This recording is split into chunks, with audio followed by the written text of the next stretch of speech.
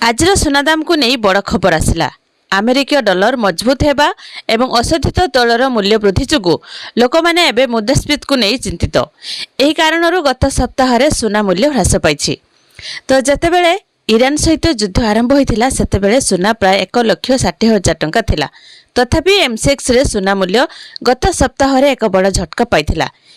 जदि अमेरिका रे मुद्रास्फीति ह्रास न पाए तेबे फेडरल रिजर्व यहाको नियंत्रण करिबा पई सुध हार वृद्धि करिवो, जहा लोकंकु कम खर्च करिबाकू बाध्य करिवो। चीन एवं भारत विश्वर सर्वाधिक सुना क्रेता। जदि मूल्य उच्च रहे तेबे चाहिदा ह्रास पाइबो, जहार सीधासलख प्रभाव मूल्य उपरे पड़िबो। आसंतु देखिबा आज आपणक सहर रे केते रहिछि आजिर सुना दाम। आजिर रेट जानिया पूर्वरु वीडियो को लाइक करंतु, चैनल सहित जोड़ी रहबा पई चैनल को सब्सक्राइब करी साइड रे आस्थवा बेल आइकन क्लिक करी ऑल सिलेक्ट करनियंतु।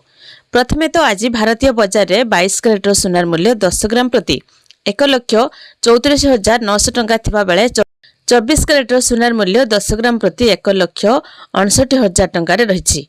कोलकाता रे 24 कैरेटर सुनार मूल्य 10 ग्राम प्रति 1,63,000 एवं 22 कैरेटर सुनार मूल्य 10 ग्राम प्रति 1,44,000 टंका रे पहुंचिछि।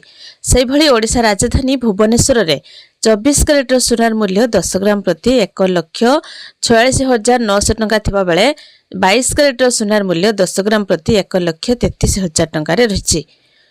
कटक रे मध्य सुना दाम रे परिवर्तन होइछि। आज 22 कैरेटर सुनार मूल्य 1,34,900 टंका थिबा बेले 24 कैरेटर सुनार मूल्य 1,46,000 टंका रे रहिछि। नुआ दिल्ली रे 24 कैरेटर सुनार मूल्य 10 ग्राम प्रति 1,60,000 एवं 22 कैरेटर सुनार मूल्य 10 ग्राम प्रति 1,46,970 टंका रे पहुंचिछि।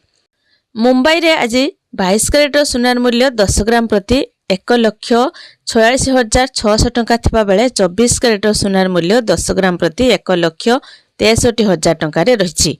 पाटना रे आज सुना मूल्य रे परिवर्तन होइछि। आज 24 कैरेटर सुनार मूल्य 10 ग्राम प्रति 1,62,400 टंका थिबा बेले 22 कैरेटर सुनार मूल्य 10 ग्राम प्रति 1,45,600 टंका रे रहिछि।